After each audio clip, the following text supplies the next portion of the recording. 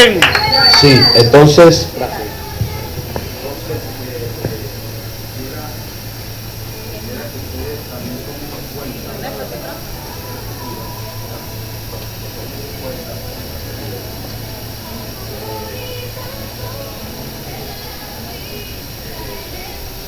Quisiera que tuvieran en cuenta, ¿verdad?, para situaciones futuras, porque fíjense, aquí hubo un evangelismo, pero el evangelismo a la vez era un evangelismo a nivel nacional, ¿verdad? Es decir, que no fuimos solamente nosotros los que fuimos a evangelizar, sino que en el Boulevard de Sabana Grande nada más usted pudo encontrar aproximadamente como unos, ¿cuántos? 4 puntos, ¿verdad? 4 puntos de evangelismo, no, yo creo que más. Ajá. Hasta Sabana Grande, pero sin embargo en la Plaza Brión de Chacaíto también había otra gente también evangelizando. Eso es un movimiento tremendo. Tú sabes que nosotros aprovechamos porque había un solo permiso a nivel de todo el bulevar, y entonces cuando nos venían a pedir el permiso, pues le decíamos que el permiso lo tenía el 171 de allá de Rubén Santiago, lo mandábamos para allá, y entonces los policías se quedaban tranquilos. Y es una bendición de verdad cuando podemos hacer algo así con libertad. No es por nada, ¿no? Pero creo que uno de los mejores sonidos que había en el bulevar era el de nosotros. En relación a lo que al impacto, ¿verdad? De verdad. Mire, entonces nos mandaron a bajar el volumen, acuérdate. Sí, nos mandaron a regular el volumen porque era muy fuerte este volumen. A veces usted lo escucha así, trancadito aquí, pero esto en la calle es que suena duro. Entonces, resulta ser que a todas estas, dice que ese día tuvimos, verdad que felicito a todos los que estuvieron, le comentaba a Luz, ¿verdad? Que aunque ese día yo les hice una corrección a algunos de los que estuvieron allí presentes, ¿verdad? Para que lo hagamos mejor cada día, también pasó lo siguiente, que quienes estuvieron ese día lo hicieron 1000 veces mejor que los que no fueron. No sé si me estoy explicando lo que estoy hablando, ¿no? Entonces, definitivamente, escúchenme, cuando de repente nosotros decimos, ¿verdad? Yo llamaba a David ese día y le decía que hicieron un teatro improvisado ellos ahí, ¿no? Y yo le decía que quedó muy bien, porque a pesar de que no hubo ensayo, de que no hubo nada de eso, ¿verdad? Pero ellos hicieron también un buen trabajo. Ahora, imagínense, si eso es sin ensayo, imagínense usted entonces que de verdad se pongan a ensayar y se pongan a hacer cosas, ¿verdad? Porque sabemos que el teatro también representa una herramienta de trabajo para el evangelismo, ¿ok? Entonces fíjense lo siguiente, la iglesia tiene que ser ejercitada y tiene que ser enseñada en cuanto al evangelismo como tal, porque el problema es que muchas veces no estamos culturizados con el evangelismo. Ernestico, súbemelo un poquitico a esto, por favor. A veces no estamos culturizados, ¿sabes?, con el evangelismo. Y nos da mucho. Y lo que yo quería que ustedes entendieran era que nosotros somos una iglesia evangelística. Amén. Amén. Aunque de repente muchas veces no tengamos la continuidad en hacerlo, pero yo no sé si Jacob se acuerda cuando íbamos al bulevar y todavía no estaba ni reparado el bulevar, no estaba restaurado. Y pues, sí, yo creo que Jacob lo rescatamos nosotros de ahí del bulevar. O sea, hay gente que hemos rescatado del bulevar y de verdad nosotros no podemos perder eso. Ahora, cuando de repente se crean nuevas estrategias de trabajo, muchas veces nosotros creemos que es que estamos implementando algo nuevo. No, nosotros teníamos, yo no sé si Zulani recuerda, cuando comenzamos en colegio de ingenieros, estuvimos aproximadamente como 2 años y medio, estuvimos en la calle, ¿no? Y entonces la iglesia muchas veces se acostumbra tanto a la comodidad que llega un momento que cuando se le toca salir a la calle, la cosa no es tan fácil, ¿no? Entonces hay que cargar los peroles, hay que cargar los botellones de agua, ¿sabes, no? Y esas cosas, y a veces es necesario que nosotros salgamos de nuestra comodidad para que podamos entender que allá afuera hay una necesidad más profunda que la que a veces nosotros podemos visualizar en nuestras propias vidas. Amén. Así que hoy es domingo de resurrección. Felicidades para todos. Y no, de verdad que yo recuerdo que, ¿te acuerdas, Giselle? Cuando tú llegaste aquí, fue un domingo de resurrección, ¿verdad? Giselle llegó con una palma. Con la palma, ¿cómo se llama esa palma, Giselle? La palma bendita, ¿no?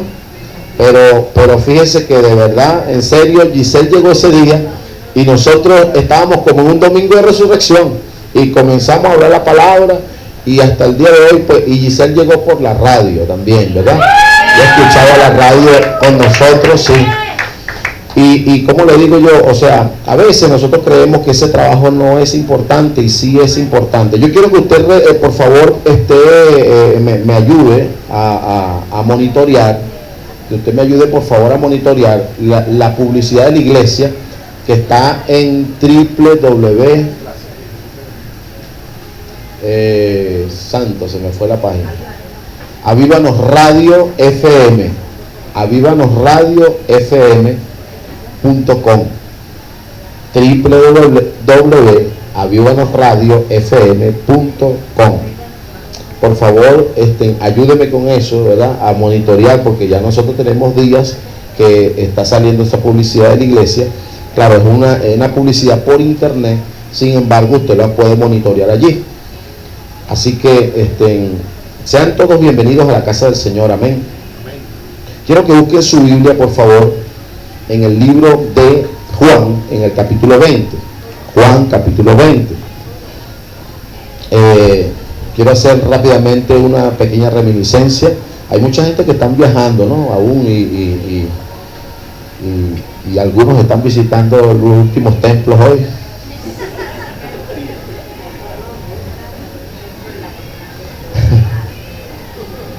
Gloria a Dios. Ok. Bueno, les decía que un día como hoy resucitó, vamos a suponer que sea así, ¿no? Vamos a tomarlo como algo para hoy simbólico, ¿verdad? Para traer, como quien dice, una reminiscencia de lo que fue la muerte y resurrección de Cristo en la cruz. Entonces, la semana pasada estuvimos hablando sobre Nabucodonosor, estuvimos hablando sobre Daniel, ¿se recuerdan? Fue un mensaje de muchísimo impacto para mi vida, de verdad, y yo pensaba que también lo podía hacer para la vida de ustedes, por eso lo transmití también a la iglesia, ¿verdad? Y es que definitivamente me llamaba mucho la atención. Yo pudiera hacer una serie de ese tema con toda tranquilidad, porque, por ejemplo, solamente el pensar de que la gente comenzó a adorar, y cuando ellos comenzaron a adorar, dice que entonces ya no eran 3, sino que eran 4. Eso significa que cuando tú estás en problemas, cuando estás en pruebas, cuando estás pasando por un horno de fuego, ¿verdad? Y muchas veces hasta por el mismo enemigo, Dios permite que seas pasado por alguna circunstancia difícil sobre tu vida. Cuando tú comienzas a adorar, desatas la presencia de Dios sobre tu vida. Por lo tanto, no estarás ya solo. Y entonces, a partir de ese momento, entonces comienzas a visualizar situaciones nuevas y expectativas nuevas. Dice la palabra que ni un solo cabello de su cabeza fue tocado por ese fuego, ¿verdad?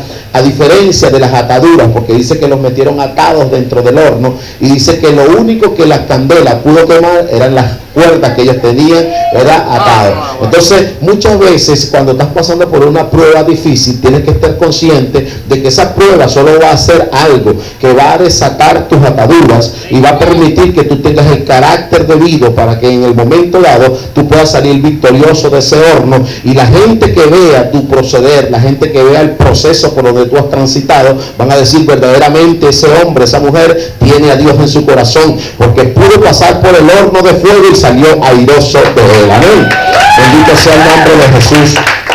Eso fue muy especial para mi vida, y de verdad que por eso lo compartí con la iglesia, y hasta el día de hoy todavía sigo pensando que es un tema bastante, aunque ha sido trillado por nosotros en cualquiera de los tiempos de la vida cristiana. Sin embargo, nosotros podemos seguir hablando de eso con mucha firmeza y con mucha contundencia. Ok, busquen su Biblia entonces, San Juan capítulo 20. Vamos a leer allí un poquito sobre el día de la resurrección. Yo no soy un cura, pero estoy vestido de negro hoy.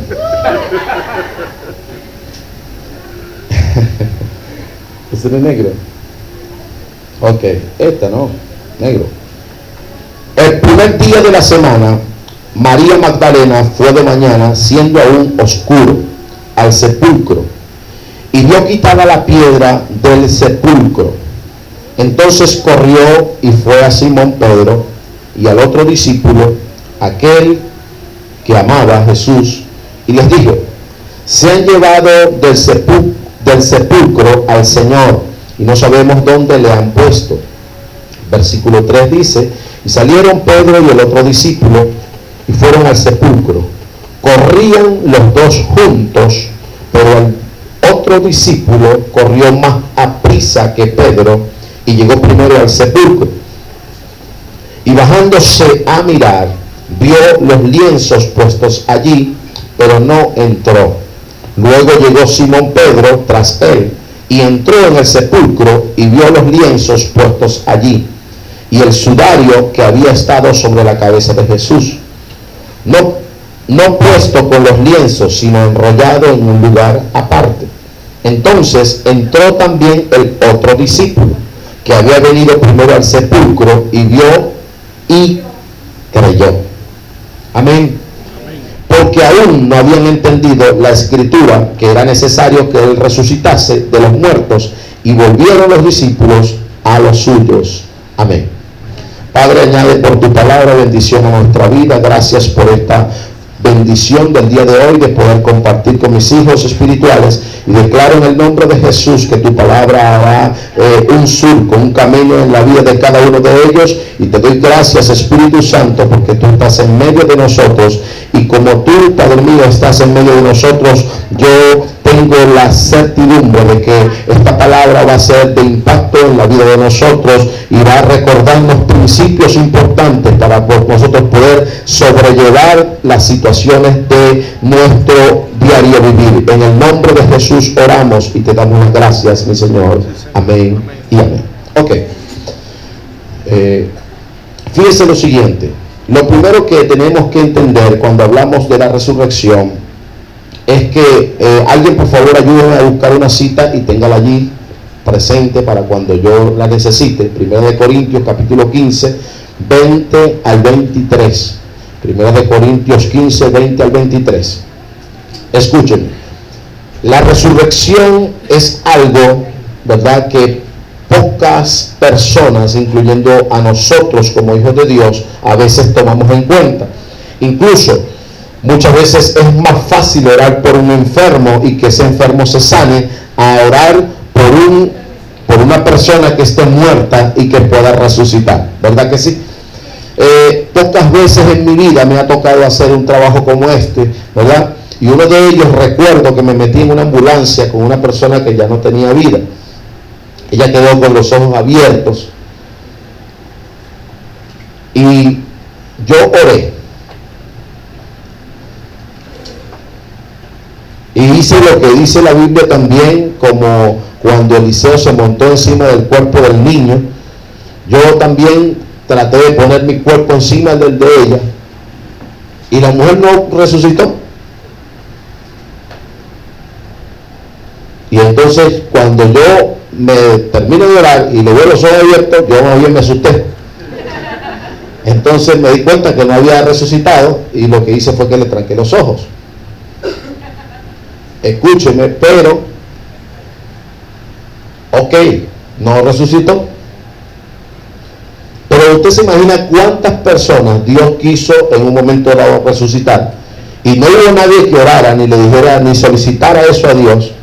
Si no resucita, no resucita. Pero ¿y si hubiese resucitado? ¿Me estoy explicando? Usted no deja de orar por los enfermos, porque los enfermos no se sanen. La orden de Dios es orar por los enfermos. Los enfermos se sanen o no, usted debe seguir orando. ¿Estamos aquí todavía? Así mismo es la resurrección. Nosotros vemos la resurrección como algo bastante grave para nosotros poder, orar por un muerto. Eso es una cosa como que, mire, vamos a pasar la pena en nuestra vida si ese muerto no se para. A mí no me interesa la pena. ¿Y usted qué ¿Qué quiere usted saber si esa persona se llega a levantar y llega a resucitar? Mi pregunta es, ¿usted se imagina la cantidad de gente que van a aceptar a Jesucristo? ¿Me está entendiendo lo que le estoy hablando? Entonces, la resurrección siempre fue vista como algo que no era muy fácil de trabajar, incluso en las religiones, incluso en las sinagogas donde el mismo Jesús predicaba. Dice la palabra que ellos tenían cierta discrepancia en sus pensamientos en cuanto a lo que representaba la resurrección como tal. Algunos de ellos decían que eso era algo que era ilusorio, algunos decían que era algo mitológico, ¿me entiendes? Porque sencillamente ellos no pensaban que eso podía ser una total realidad en la vida de ninguna persona. Así que entonces, la iglesia de Corinto se ve también en un estado donde ellos mismos no creían en la resurrección. Entonces se contradecían porque ellos no creían en la resurrección, pero entonces creían en Cristo. Y es imposible creer en Cristo si no se cree en la resurrección. ¿Usted está o se fue de aquí? ¿Me estoy dando a entender lo que le estoy explicando ahora? Nosotros necesitamos entender que la resurrección es una realidad, no solamente en la vida de nosotros como hijos de Dios, sino en cualquier ser humano. La resurrección no solamente se da en el ámbito de lo físico, como les estoy hablando ya mismo, sino que también se da en el ámbito sobrenatural. Diga conmigo, sobrenatural. En el ámbito sobrenatural es que la Biblia declara que nosotros estábamos muertos en nuestros delitos y pecados. ¿Ustedes recuerdan eso? Que la Biblia dice que nosotros estábamos muertos en nuestros delitos y pecados, y resulta ser que cuando llegamos a Jesucristo, por eso la misma palabra te declara en el libro de Corintios, segunda de Corintios, dice que de modo que si alguno está en Cristo es nueva criatura, y que las cosas viejas pasaron y Dios hizo todas las cosas nuevas. ¿Me estoy explicando? Lo que significa eso es que, mire hermano, la iglesia sin resurrección jamás pudiera hablar de salvación. La iglesia sin resurrección jamás pudiese hablar de salvación. Es decir, que la resurrección es el estado inicial del finiquito de un propósito que Dios vino a cumplir a la tierra. Amén. Se le fue y no la agarró. Amén. Lo repito. La resurrección es el estado inicial del finiquito de un plan o de un propósito que Dios vino del cielo a cumplir en la tierra. Cuando Él dice consumado es, allí se terminó el propósito. Pero si Él se hubiese quedado muerto, hoy nosotros no podríamos predicar sobre un Cristo resucitado, sino solamente la historia de un Cristo que fue en algún momento. ¿Me estoy explicando lo que estoy hablando? Pero cuando tú hablas de la resurrección, estás hablando del inicio de un levantamiento de un cuerpo glorificado de Dios de entre los muertos. Por eso habla de Jesús como primicia de entre los muertos. ¿Me estoy explicando? Porque Él se levanta, y se levanta con la bendición no solamente de Él resucitar para bendecir a toda la nación, a toda la humanidad, que Él había salvado, sino que ahora también otorga a través de su gracia vida a los que creen en Él. Él dice: yo he venido a dar vida, y he venido a dar vida en abundancia. ¿Me estoy explicando? Escucha ahora. Veamos un momentico la Biblia en el libro de Juan, en el capítulo 16.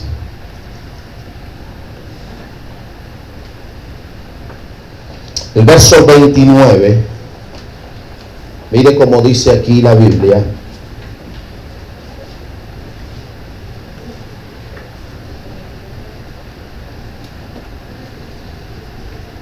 Le dijeron sus discípulos: he aquí, ahora hablas claramente y ninguna alegoría dices. Ahora entendemos que sabes todas las cosas y no necesitas que nadie te pregunte. Por esto creemos que has salido de Dios. Jesús les respondió: ¿ahora creéis? He aquí, la hora viene y ha venido ya, en que seréis esparcidos cada uno por su lado, y me dejaréis solo, mas no estoy solo, porque el Padre está conmigo.